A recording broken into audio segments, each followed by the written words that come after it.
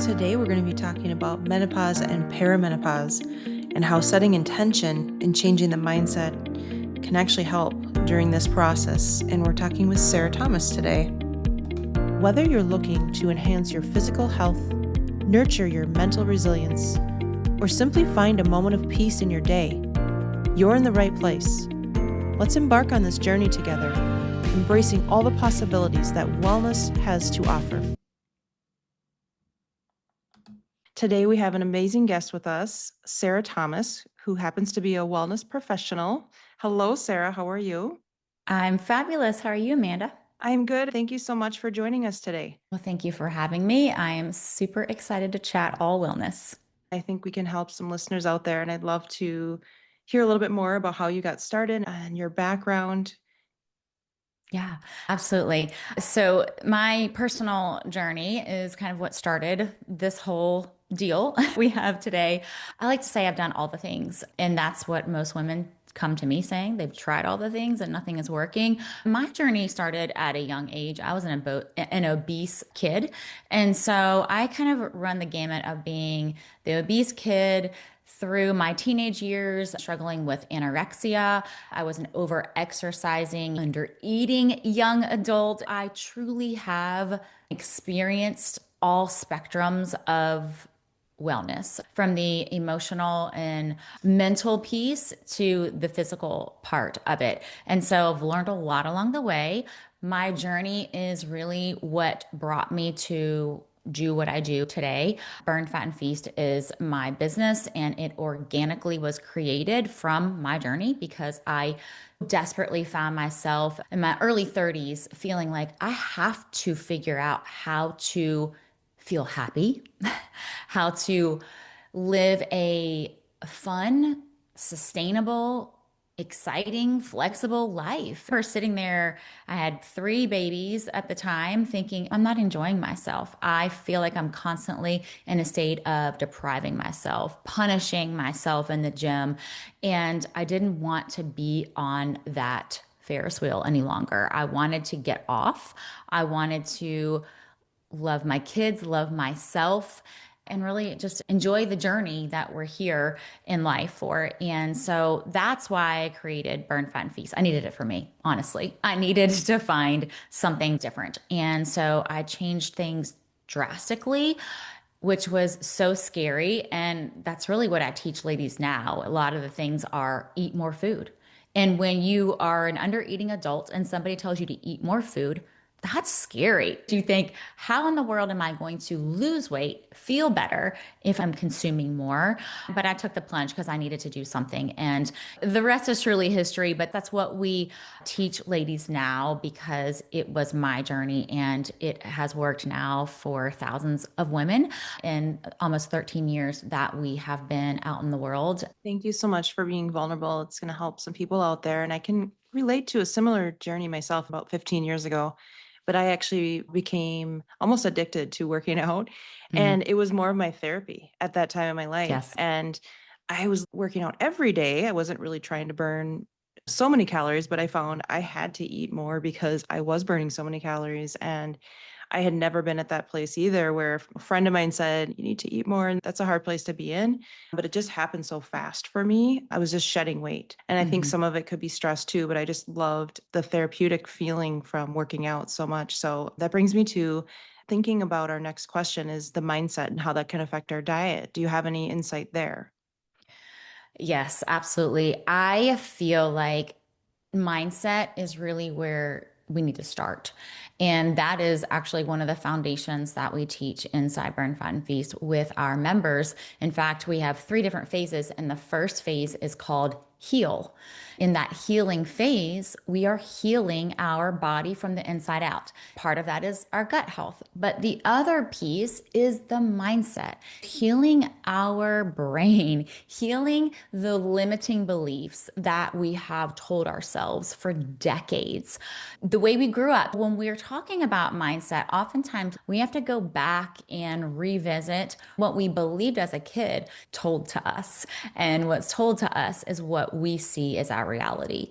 And so we dig back. One of the things we do with our ladies is we dig back to what do you believe to be the truth, right? And what we see is reality, is what we believe is the truth. Some of the things that we have been conditioned to believe as our truth are just truly the limiting beliefs and not exactly truth. I'll give you an example. When I was a kid, I was an obese kid.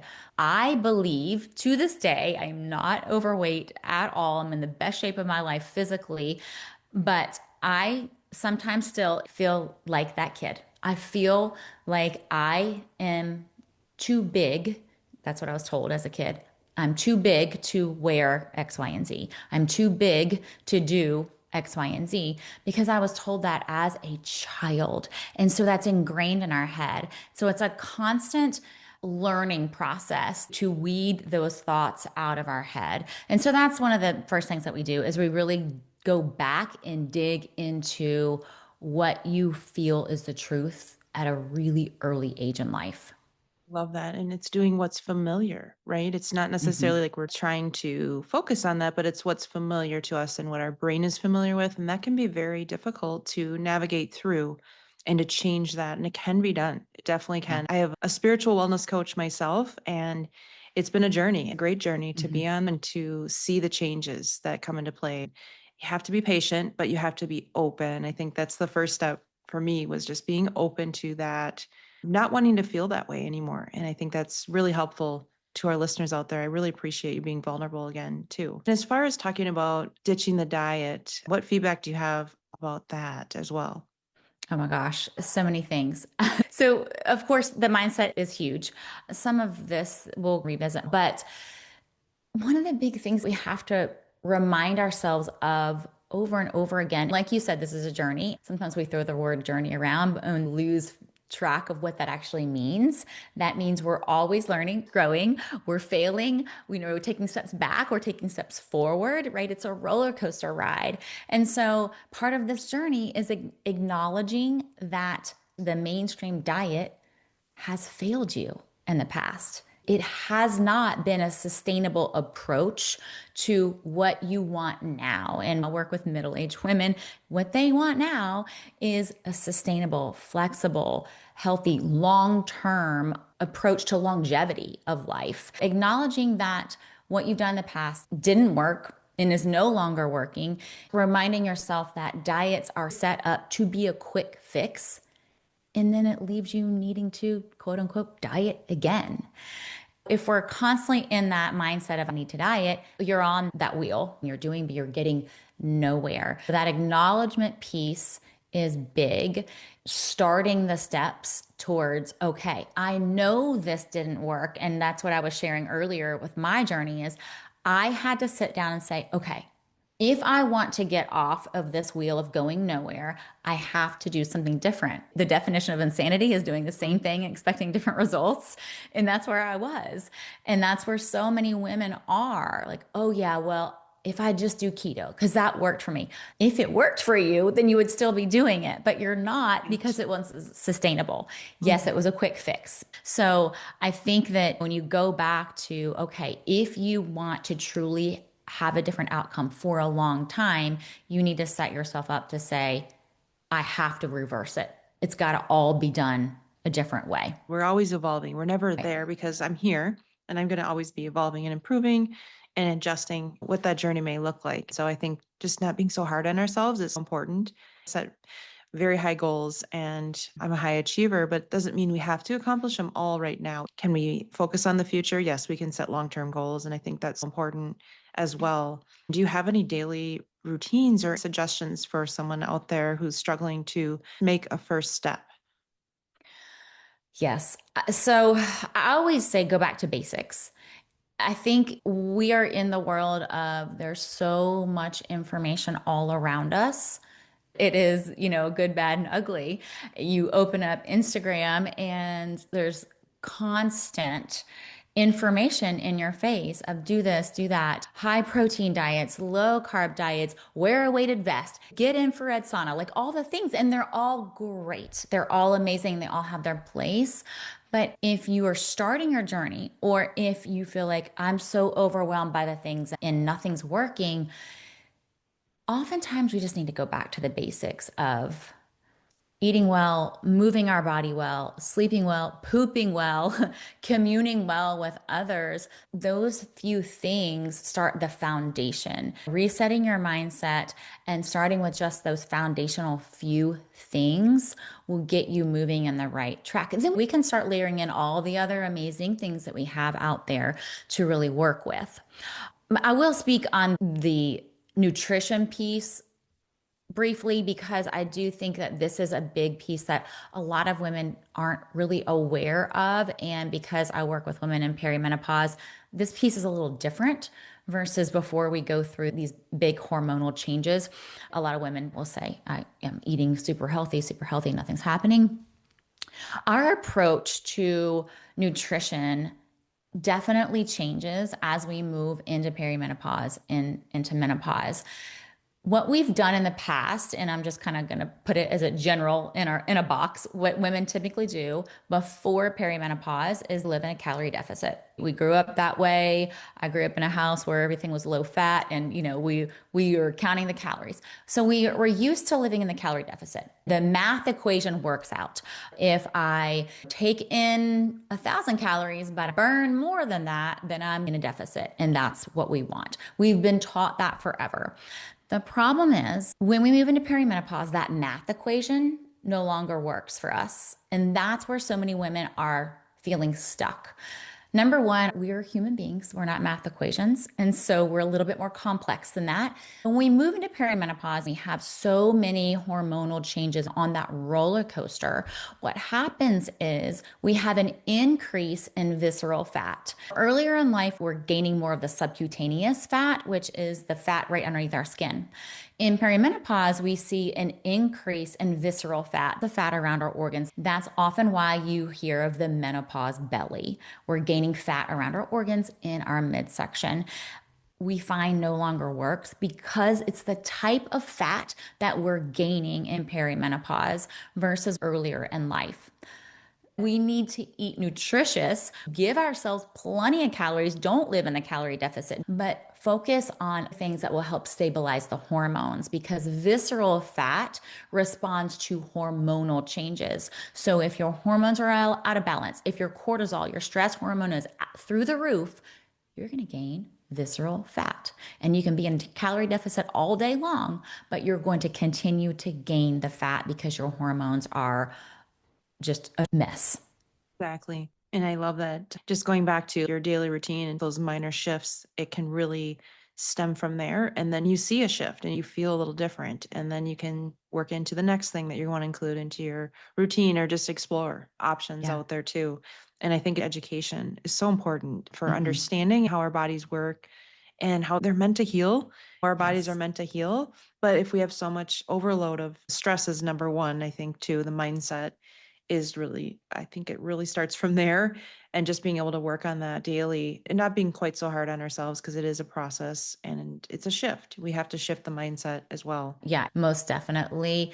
I do feel that living in this world of instant gratification, we can get information quickly. That piece feels more difficult now than it ever has in the past because everything else seems pretty easy. We get the things, right? Because we have access to it. And so it is such a journey and it does take time, it does take patience. But at the same time, I really try to help our ladies focus in on finding the beauty in understanding yourself more. And so instead of looking at perimenopause, menopause, or weight gain, or any of these things as, oh gosh, this feels so heavy and so hard, see it as now you get to learn about the new you. Now you get to learn how to fuel your body and feed your body mentally, physically, emotionally better now than you ever have. And so when you, again, mindset shift, right? When you see it differently of not I have to, I get to learn this. I get to love my body in a new, different way than I never have before.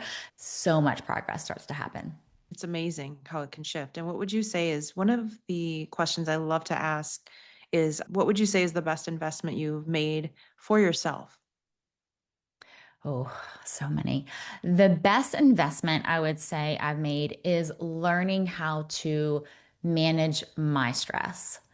I never realized how much my stress, my high cortisol, was affecting every being of my life, from my relationships to my perimenopausal weight gain to how I reasoned through things in my day.